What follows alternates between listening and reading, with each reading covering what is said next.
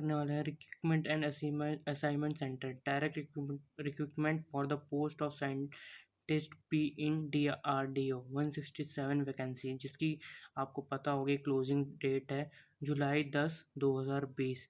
तो आइए हम आपको इसके बारे में कुछ बताते हैं। इसका एडवर्टीजमेंट नंबर है 137। ठीक है, तो इसमें जो एप्लीकेशन फॉर्म है वो ऑनलाइन ही भरा जाएगा। तो देखिए इसके कुछ बारे में आपको बताता हूँ। सबसे पहले मैं इसकी जो सबसे पहली पोस्ट निकली है वो है, ये देखिए, जो इसकी सबसे पहली पोस्ट है DRDO की इलेक्ट्रॉनिक एंड कम्युनिकेशन इंजीनियर, जिसके बारे में आप ये देखिए जो सब कुछ बता रहे हैं। जैसे कि इसकी जो UR EW OBC ST इतनी पोस्ट निकली है, और जो इसके बारे में डिटेल्स है देखिए, आपके पास कम से कम at least first class bachelor degree होनी चाहिए इंजीनियर और टेक्नोलॉजिकल और electronical communication engineer from the recognised university से। Applicant must be fulfil one of the following additional requirement. ठीक है,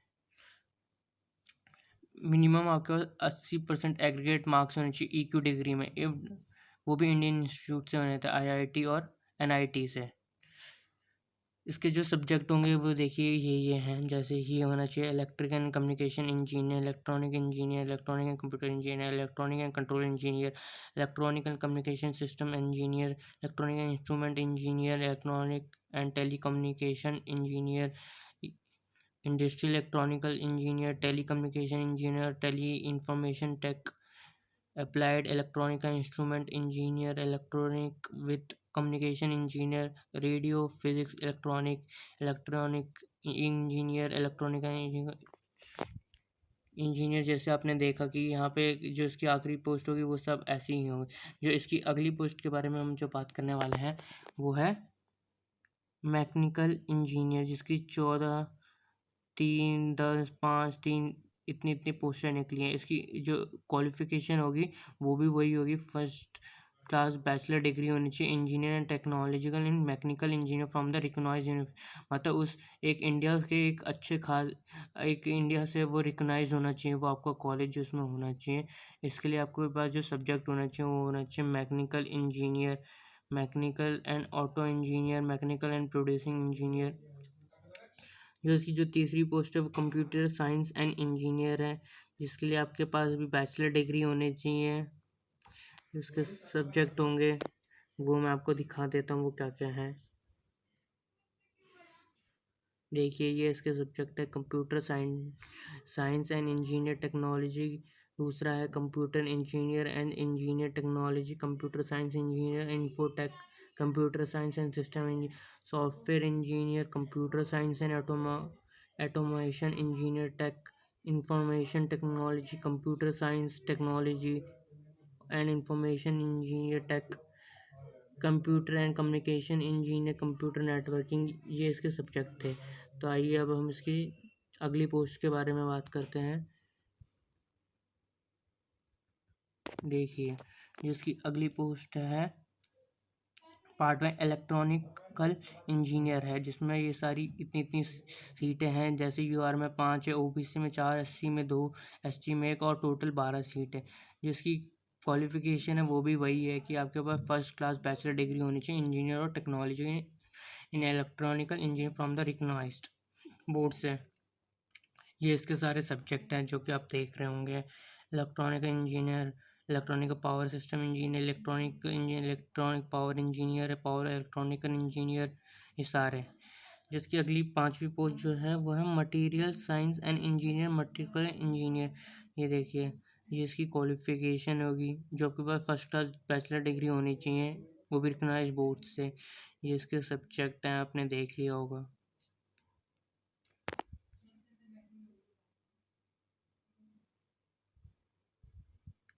ये देखिए जो इसकी अगली है वो है फिज़िक्स, जिसमें इतनी इतनी जगह निकली है। ये इसकी जो क्वालिफिकेशन है, जैसे कि आपके पास बैचलर डिग्री होनी चाहिए, मास्टर डिग्री फिज़िक्स से, physics, electronic, applied physics, solid state physics, computational physics, engineer physics, physics and electronics. देखिए फिर इसका अगला जो है सब, ये इसके सारे सब्जेक्ट हैं।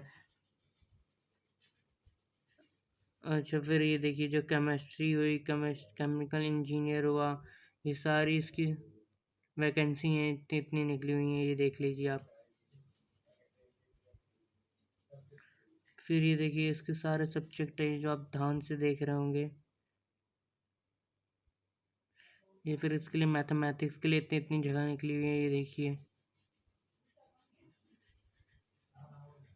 फिर फिजियोलॉजिकल के लिए भी है।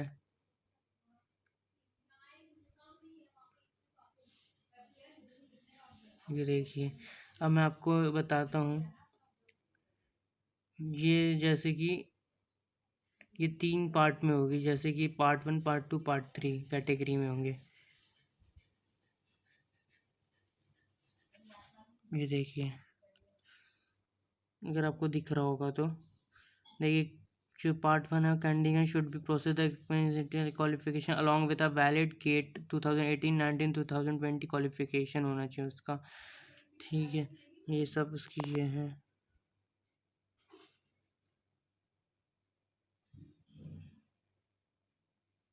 ये देखिए, अब मैं आपको दिखाता हूँ और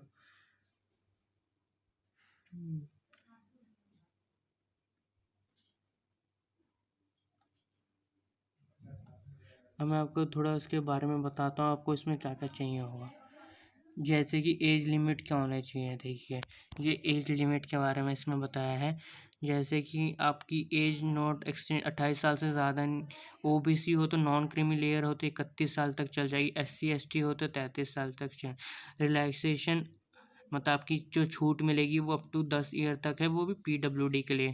ठीक है, अगर आप देखिए और जो दूसरी हो वो रिलैक्सेशन है 5 ईयर तक के लिए, serving central civil government employ working the. अगर आप एक्स सर्विस मैन है तो भी आपको कुछ छूट मिलेगी है। ठीक है, फिर नेशनलिटी आप सिर्फ इंडिया के होंगे तो ही भर सकते हैं इस फॉर्म को। और देखिए, ये देखिए, इसके लिए अप्लाई आपको ऑनलाइन रजिस्ट्रेशन करना होगा आरएसी की वेबसाइट पे जाके। ये देखिए यहाँ पे है सब कुछ, दिखा रहा हूँ मैं आपको। देखिए,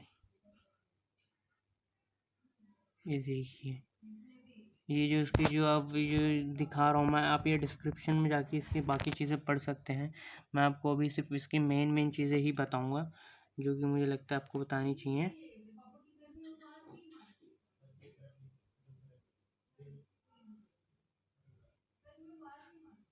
अपलोडेड ऑनलाइन होने चाहिए। देखिए, इसमें आपके सेल्फ अटेस्टेड डॉक्यूमेंट्स होने चाहिए। कौन से आपको डॉक्यूमेंट्स की ज़रूरत पड़ेगी, आपके पास मैट्रिक की, 10th की सर्टिफिकेट, 12th की सर्टिफिकेट, बर्थ डेट सर्टिफिकेट होने चाहिए आपके पास एक आईडी प्रूफ होना चाहिए, मार्कशीट, डिग्री की जो आपकी जो क्वालिफिकेशन होगी कॉलेज डिग्री, उसका भी आपके पास होना चाहिए। और मैं आपको बता देता हूँ और क्या क्या चाहिए होगा।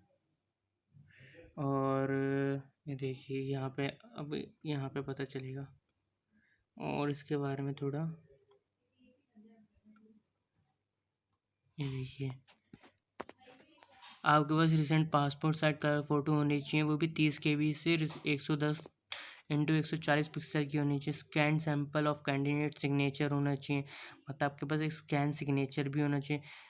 Valid GATE score applicable candidate part 1। और देखिए, मैं आपको उसके बारे में बताता हूँ। ये आप एक जो एप्लीकेशन फ़ी मोड होगा वो आपका ऑनलाइन ही होगा। जैसे कि जो journal, EWS, OBC male candidate जो होंगे उन्हें नॉन रिफंडेबल या पैसे आपको वापस नहीं मिलेंगे। अगर आपका फॉर्म कैंसिल कुछ हो जाता है तो इसके 100 रुपये हैं। और जिसकी नहीं फ़ी लग रही है वो है SC ST PW वालों के लिए और वुमेन कैंडिडेट के लिए, इसमें फ़ीस बिल्कुल ही नहीं लग रही है। और ये जिस देखिए, ये इसमें बताया हुआ है कि स्क्रीनिंग शॉर्ट लिस्टेड कैसे होगा। ये देखिए, मैं आपको ये सब कुछ नीचे अपने डिस्क्रिप्शन में बता दूंगा सब कुछ कि इसमें क्या क्या चाहिए होगा। ये देखिए, मैं और कुछ आपको इसकी मेन जानकारी दे देता हूँ इस फॉर्म के बारे में।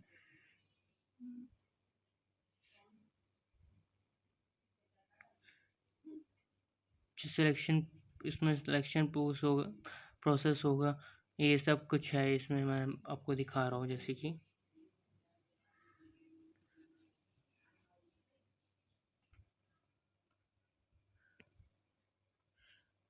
देखिए LGBT ये होगा, एलिजिबिलिटी क्या है इसमें। देखिए क्लोजिंग डेट है इसकी 21 डे और 5 घंटे 21 दिन बाद ये बंद हो जाएगा 5 बजे से ही। जनरल इंस्ट्रक्शन ये है, देखिए ये सब कुछ के जनरल इंस्ट्रक्शन है जो आप पढ़ लेना बाद में। मैं आपको पूरे डिस्क्रिप्शन में ढंग से बता दूंगा।